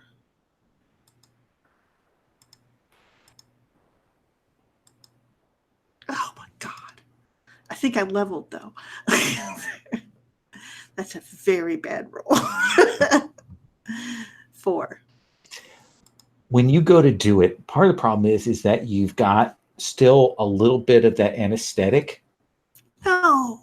Your system maybe, or maybe it's even that you had to do all those adjustments earlier and it kind of wore you out. And when you do it, it's not so much that you look like him, it's that you look like maybe a cartoon drawing of him. And they're all like, more than being like, oh, they're like, what is that? And you can tell that the moment has been lost. Damn it.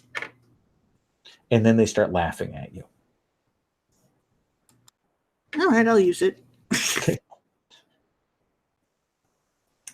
And you all will get away. Rasputin goes, Good, good. That's it. Just Yeah. good. Absolutely. Now where are we going to get coin from? There's always another job. We could ransom it to that family that wanted it back. Or we could use it ourselves. Rasputin says it's not worth it. I mean, it's a pretty useless item.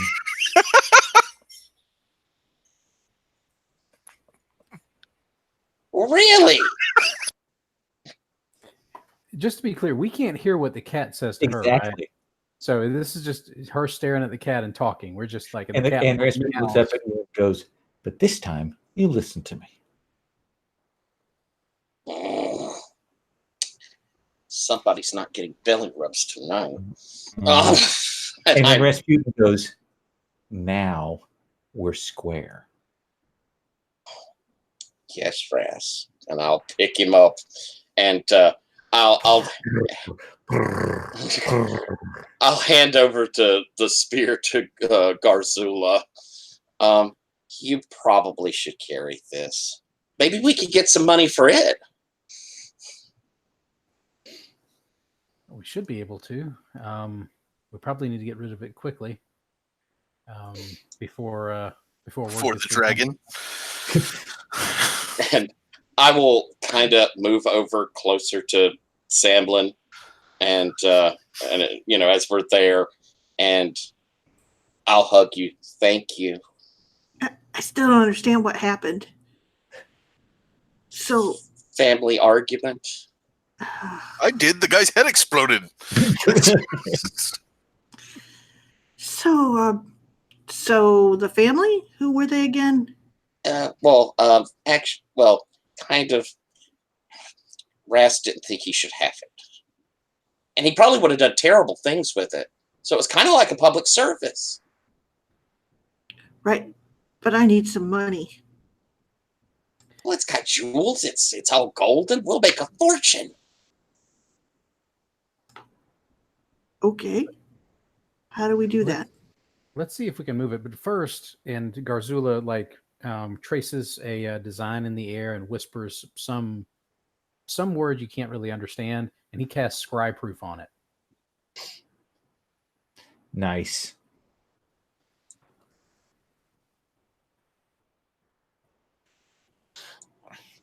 Do you want to use your asylum to get out of here?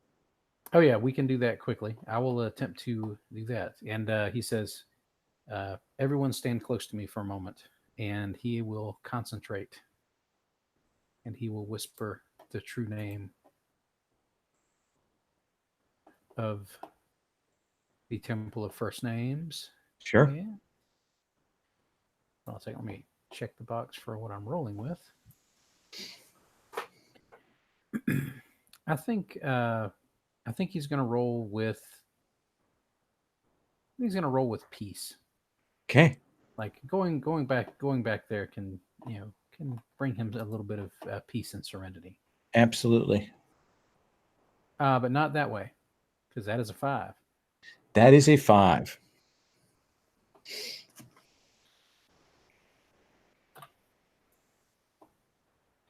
So I think that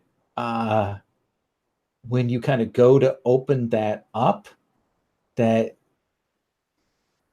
you will close it down quickly because you can kind of feel that crackling, like maybe the others are watching, and going now is a bad idea.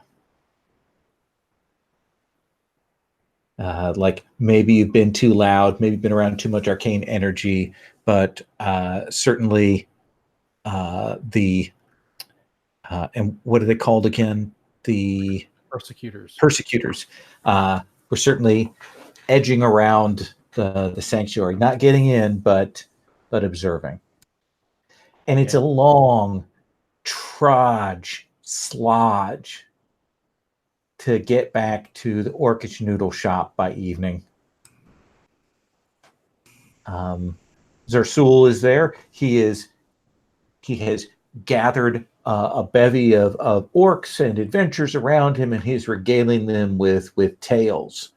And he seems, when you full arrive, he seems actually to be involved in an argument with someone there in the midst of this.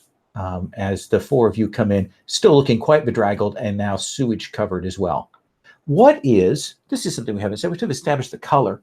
Tell me, John, we've established that the sewers, like the magic of it cleans it, turns it white and off-white and all of that. What does it do to the smell? It makes it smell like that kind of stale air, ozone kind of smell. Yeah, so that's kind of hanging around you guys. It's not the most unpleasant smell, but it's not great. As the four of you come in, and Zersul will see you and kind of cuts off the argument and the storytelling to come over, and he says, "You still have the big magic harpoon that you stole." I'll look embarrassed. Yeah, we demonstrated trust, and then voila. But it's okay. Benefactor. So was this merely a demonstration? You had to bring it to them, and he would know your noble intentions and then gift you the item, huh? No, his skull exploded. That happens too. Yep. I may have gotten us in trouble. But you're a little slip of a thing. Thank you, but I'm sorry. I'm not entirely sure that he would have let us go anyway, but that's just me really coming up with excuses.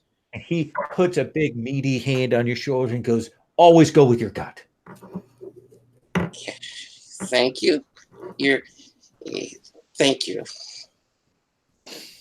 Well, it's no longer all you can eat hour, but please let's have another meal with delicious noodles.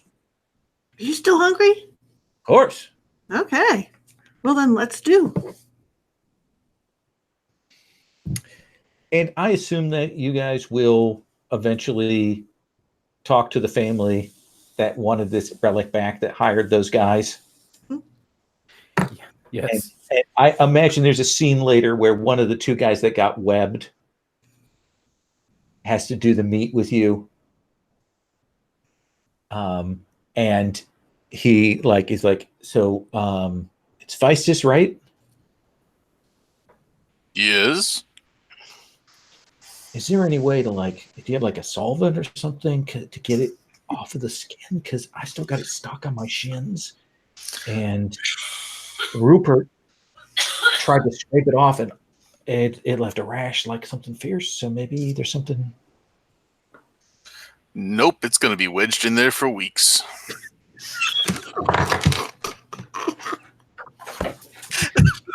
Fair enough. I've been authorized to offer you the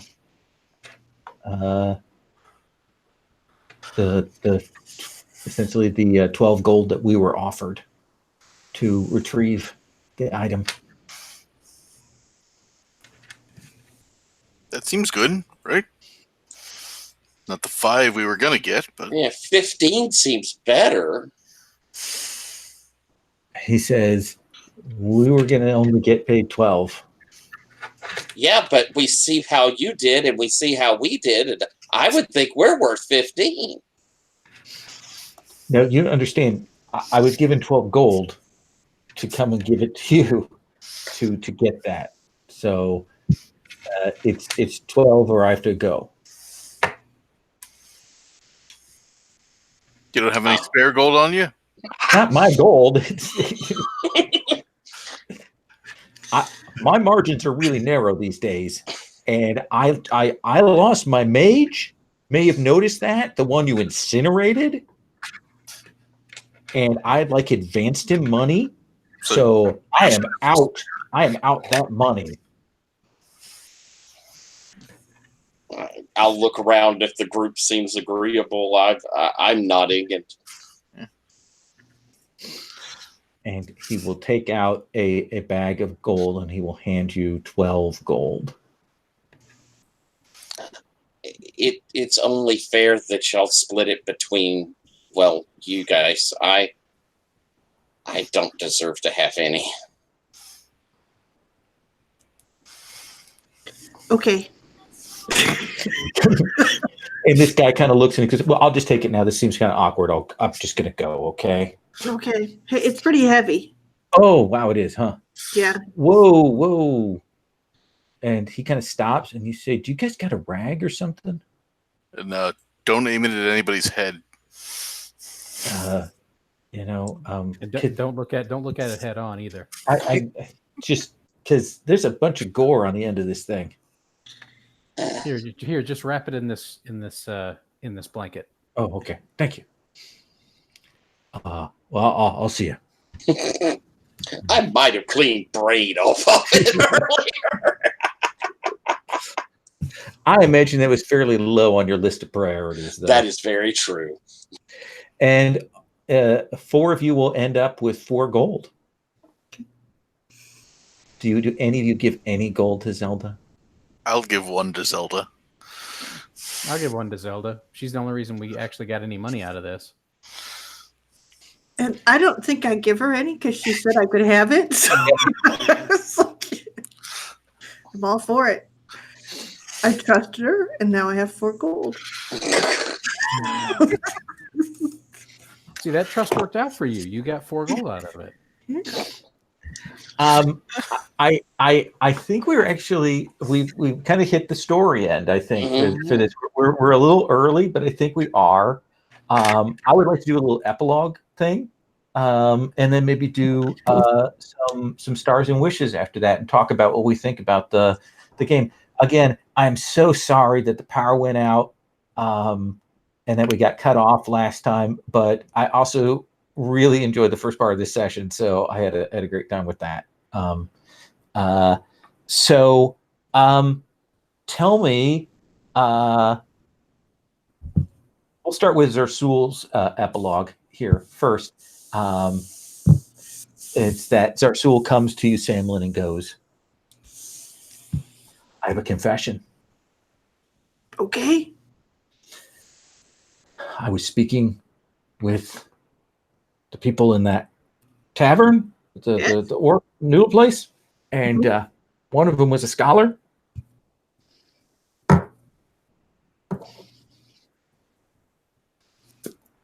Says that Gorgons don't lay eggs. Well, then what is this? I have no idea. Where did you get it? And we'll cut from there. Okay. I feel bad for him. Garzula, what is your epilogue? I think with Garzula, you see him. He is actually purchasing a separate set of lodgings now. He's going to try and not live in the temple so much. Just still visit it, but not live there because he thinks that might be drawing too much attention to it. He has begun doing more of his book writing, and he's going to be setting down the bits and pieces he's learned about the various organizations, about that criminal organization in the sewer, about how that worked, about the tower, about the dragon. He's starting his own little ongoing chronicle of what he's noticing about this city, and he's adding to the order's works again. Excellent. Something you'd shied away from for a while. What about you, Feistus? You didn't die. I thought you might die this session. I was trying to. I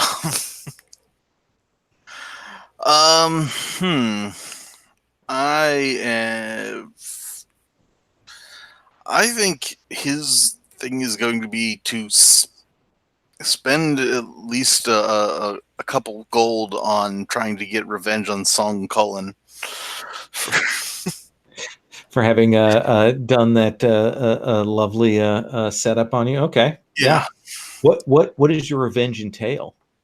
Um, Or is it more creative than that? I want to pay some. I don't like. I want to pay some basically prostitutes to visit him when he's in one of the, his high-ranking events, to try and ruin his reputation. Excellent. Hit him out from left field. He's expecting a more direct strike back, and you will come at him at an angle. And that seems awesome with your rogue scholarship. That seems great. Zelda, what about you? I think we see Zelda young and, fresh, running through the city, and she's got kind of maybe a little bit of a concerned look on her face, looking behind her, and as she scoots along, and of course, Rasp beside her. We see her actually do, as she goes down an alley, she just zips right up a walls. I mean, it looks like she's gotten really skilled as she's leaping through these across buildings, fresh-faced and young, as she reaches this, I think, temple. If it's okay with you, Chris, she swings in to a window, and we see a far, far older Garzula. And she comes in, Garzula, and hugs him, and, you've got to hear what I've seen, and starts laying out this story, and as she's going through it and he's doing the writings, and we see, as the night has gotten longer and she's fixing to leave, she says, well, if I find anything else interesting, I'll make sure to tell you. And she heads out the window as Garzula, sort of watching, goes, kind of muses out loud, how many lives is that? And Rasp on the sill looks back and says, it's been 8, before he leaps out of the window to follow her. Oof, nice. And I think because he was in the temple when he said it, I could actually understand him. Nice. Samlin?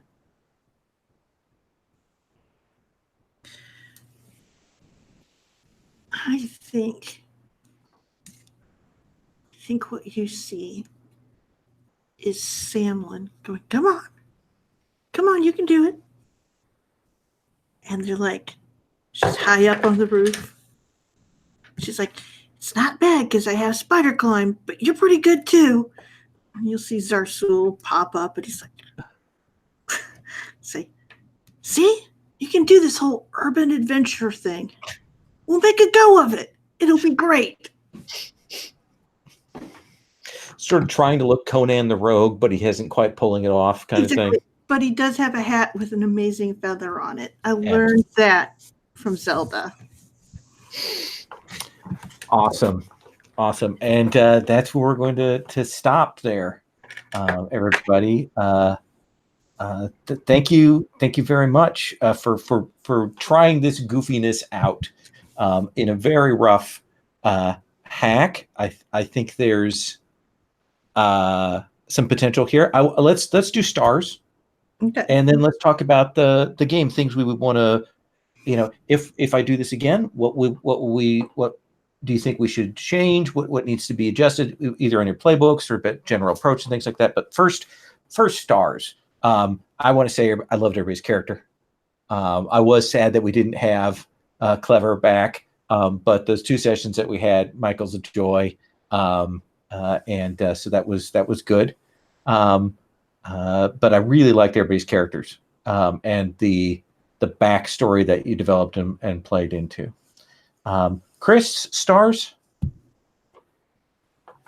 Oh, I'll echo, like, everybody's characters were so much fun to listen to and hear hear how everybody got into so much trouble. That was great. I I liked I liked the moves that you did, Lowell, on the misses. We gave you so many misses, and you capitalized on all of them. It was great. I liked the I especially, of course, love love that very first perfect hard move on the back of the dragon. That was excellent. And the jumping off the roof with the sept or spear harpoon, whatever the heck that thing was, like in your mouth, Tyler. That was a great move. That was awesome. I didn't know exactly what you were able to do at that point because I didn't know you could actually do that. So that was like a surprise. So that was really cool. John, you basically roasting that guy to ashes. I wasn't expecting that either. Like I thought you were just basically trying to distract him, and then all of a sudden there's a skeleton in a pile of ashes. And Sherry, you just basically ran with all of the craziness, even all the really bad misses you ran with them. I thought that was really cool as well. Awesome. John, thoughts? So much laughter tonight. So many great things. Just echo what you guys were saying, just especially the legs going dead and Sherry's way of getting past that I thought was really creative and really interesting. So and yeah, it's been a great series with all of you. Yeah, it was nice to see that playbook move pay off. I always delights me when people have a playbook move that just fits so right for an occasion. So that was good. Tyler. Stars across the board. I mean, it was a constellation of wonderful things that went on.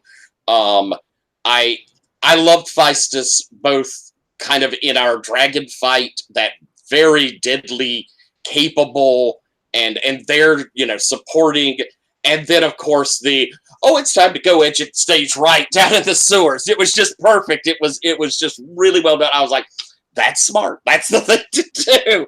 It was lovely, and all through this series, the character, I liked watching it kind of grow, watching you grow into how you were playing it, and it really became such a nice, full character, really cool character.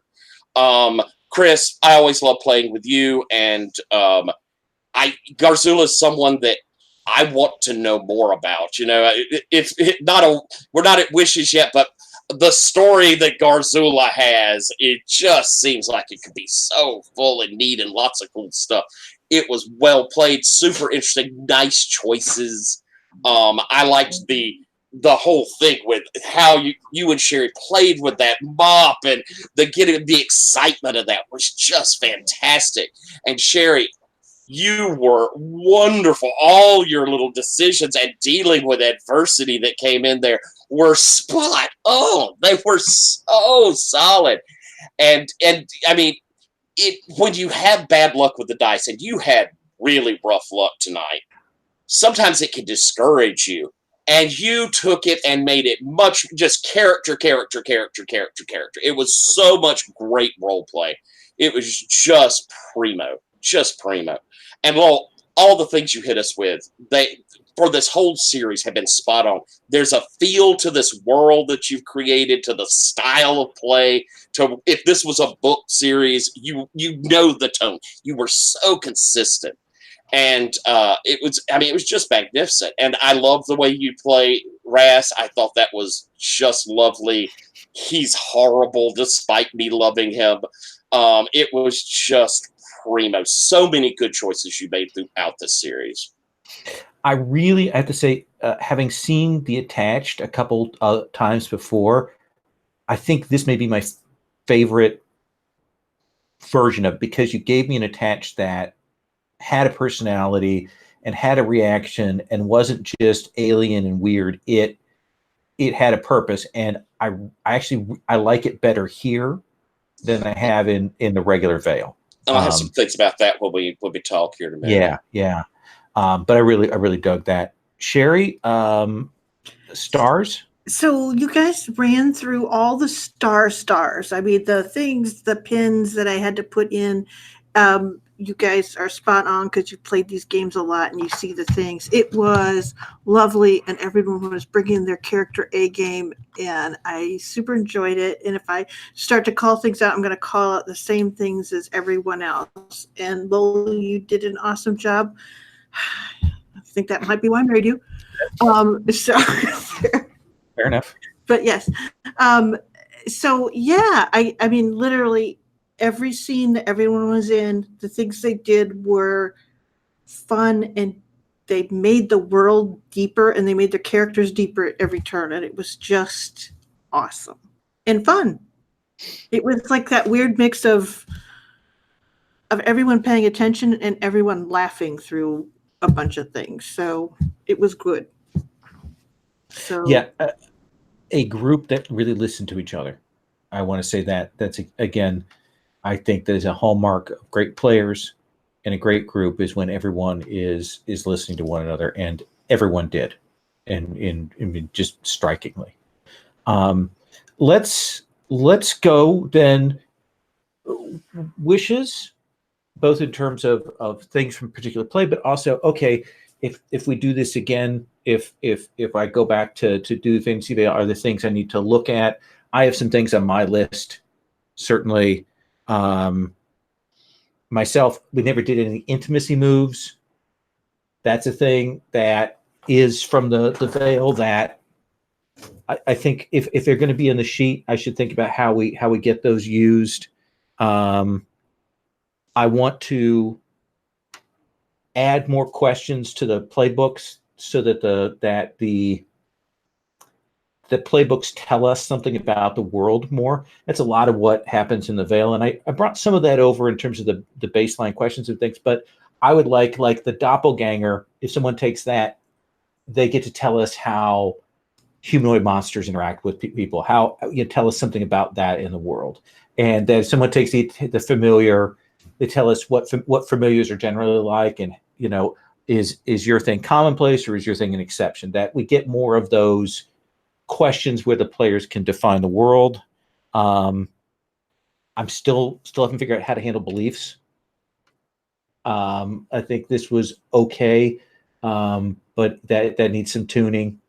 And I always forget that the cursed, which is the dying, has some moves that every time I look at them, I'm like, I don't understand what this move does.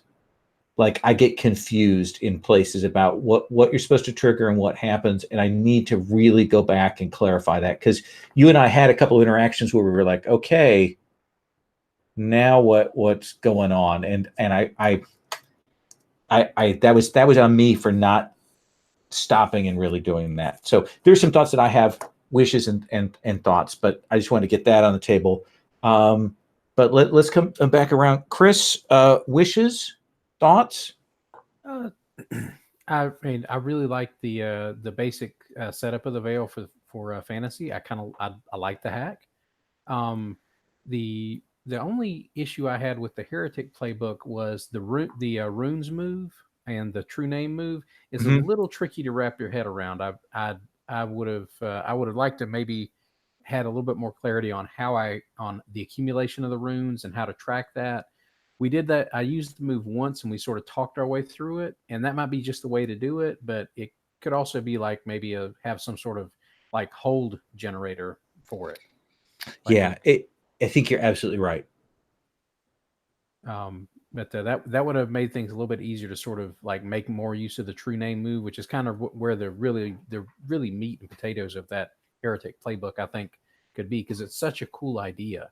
And when I read, that's what attracted me. Like when I read through it, I was like, man, that sounds like a really awesome thing to be able to pull out every once in a while. And I really like that. I also like the ability to sort of mix and match that with some of the other playbook moves. If you wanted to advance, you could mix that up, and I thought that was really cool as well. That's a really good point. And again, it's another one of those areas where it needs some clarification in this context. I think you're right. John?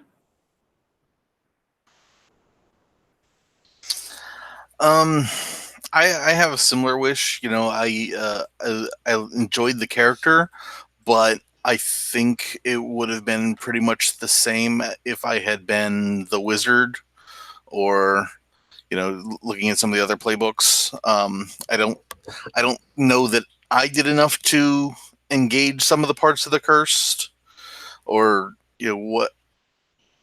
what it was. And it was hard initially for me to get the idea of playing with the states. Mm-hmm. Once I got it, it was really cool, but there was a learning curve there. Yeah. That I don't normally have in games. Yeah, it is a very different mindset, and I'm so used to it now that I often forget how alien it was for me the first half dozen times I played it. Mm-hmm.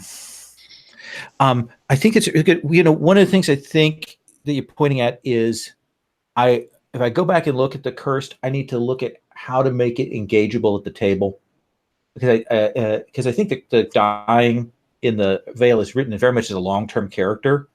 And I think that's great, but maybe look at how to make it more interesting and engageable. And I can do the tuning because it is a Magic game. I can make some tunings and make it more interesting. So I think it's one that's going to need another iteration, like away from its source, to make it more playable. And that's what you said there about like not having it not giving you easy stuff to engage with is a good point. Anything else? Every one of you, I wish I get the opportunity to play with again. That's always the biggest thing. And I agree with what you said about the beliefs. Learning, not quite getting that either. But yeah. And it's a thing I have a problem with in Main Veil, that we kind of end up glossing over quite a bit when I run it. But I need Sherry's going to correct me on this in a second, but we'll come back to that. Tyler? Well, I may blather on a bit, so feel free to rope me in if I go too long, and we could talk about it later or something. Sure. First off, I wish I could see this played out in a longer. I think I really like what you're doing here. I think this is magnificent. And to see it run over a bit and be able to get to like those intimacy moments, to have those moments, I think we could have seen a little more out of the system with a bit of a longer run on it. I will say I don't in Veil completely understand or see used often the debts. It just does not happen much in Veil, unless you have an Oathbound. I know you have an Oathbound type. But to have a whole system that's really tied up with one or two playbooks, I don't know if you need it in this game. Yeah. And in a way, with your beliefs, I don't know if maybe having them more angled towards a particular playbook type and have it reinforce what the playbook is might be a way to work with it. But I'll tell you, I would strike oaths altogether. Yeah. I would just get rid of them. I've never seen it used. Make it a system that if somebody has the Oathbound character, that they get debts that they can track, and it becomes a system for them. That makes sense. Yeah. Like a currency, something they could use to, I have this oath, so I'm able to use it to steal myself, or I'm better to, have it as a currency for them to use. Yeah. Might be an idea. I don't know if it's a factor of how you ran these sessions, or if it's innate to, taking it into fantasy. Veil is dark futurism. I mean, it's a pretty dark game. Yeah. This was much more lighthearted, and I really liked that. And I don't think there's enough games out there in the fantasy realm that are really like that. Dungeon World doesn't do that. Fellowship doesn't do that. I like there to be a place where there is that adventure with humor. We played it in that way, and it felt perfect. It felt so much like a book. It felt like something that you would be interested in reading, rather than Thomas Covenant all day long and crying at the end. It felt like it was a much more lighthearted, fun sort of thing, and I loved that. I would wish that to see that kind of get baked in, maybe, if that's something you like about it too, of course. Yeah. For the familiar, I really liked that playbook. I played the apparatus before. I thought this transfer over was perfect. It's an immaculate way you did it. Having that sort of dread that comes from something that doesn't really have your interests always at the heart is really cool. I think it makes something nice out of them. It ended up that like you said, in the apparatus, it's so foreign. It was much more approachable in this style. It was much easier to interact with, I thought. Mm-hmm. Vale and this, in so many games, your playbook moves make up who you are really very dramatically. And I don't think they do that in Vale as much. And we saw that in here. I think that your playbook moves are flavor, and they're important. They inform the character. But it's not like you snatch your moves constantly like you will in Dungeon World. Yeah. I think that, and that's a factor of the Vale too. And I kind of like that. And I think that the way you've done your moves set up lets it, still flow very naturally. So I don't know if that's a wish or a star, but I think you did that extremely well. And so catering those moves to be the important tonal and the what you do, I think is really good, rather than the playbook moves, have your basic moves. I thought that was really, really cool. So I guess that's it. One of the things that you hit on is when I was describing this to Jason in the Gauntlet podcast, he described it as picaresque. The idea of the day-to-day and our characters kind of going around, and that's very much what I think we did. It is humor. There's some serious undertone to it, and I think, and I love that.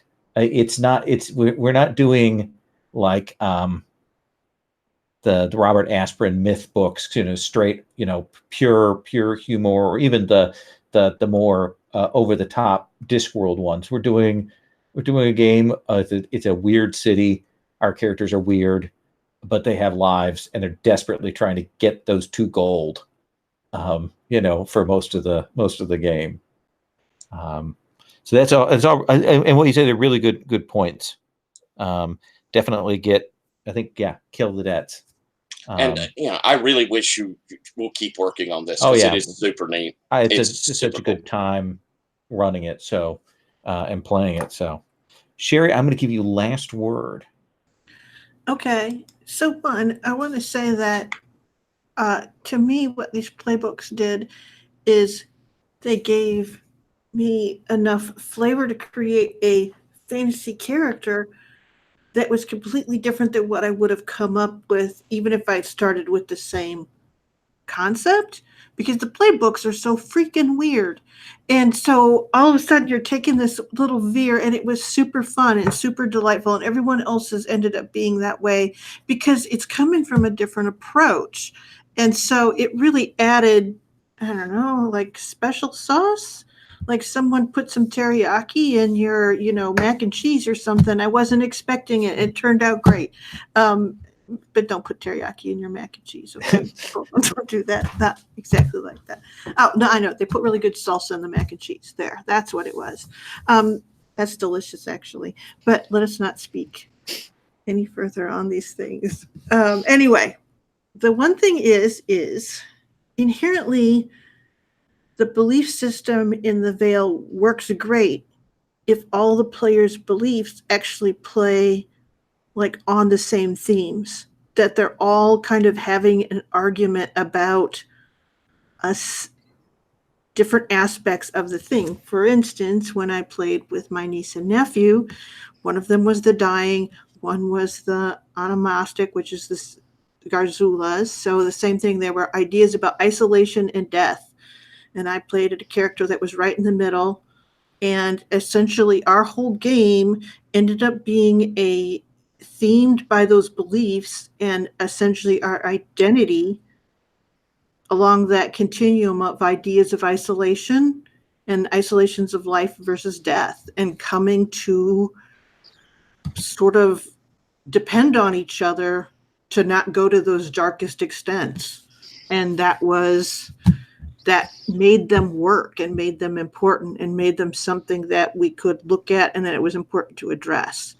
If you're doing your beliefs in isolation with the rest of the group, there's no dialogue with them. And I think that that's just like when you do entanglements for Hearts of Wulin, you need to do the belief systems going.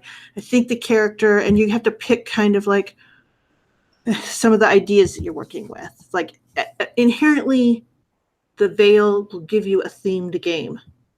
And it's not hard. It won't make it darker or lighter. It feeds in and becomes a meaningful conversation then, and something that you naturally play to because all of you have had that conversation and thought about it.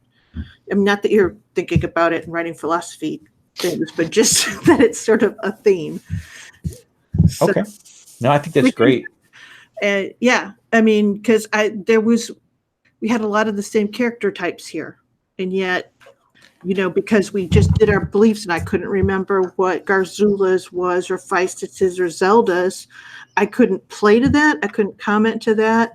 And that was, me being a sloppy fellow player. I apologize. But it was just a thing that we didn't talk about or reiterate or create a sort of group ownership of those ideas.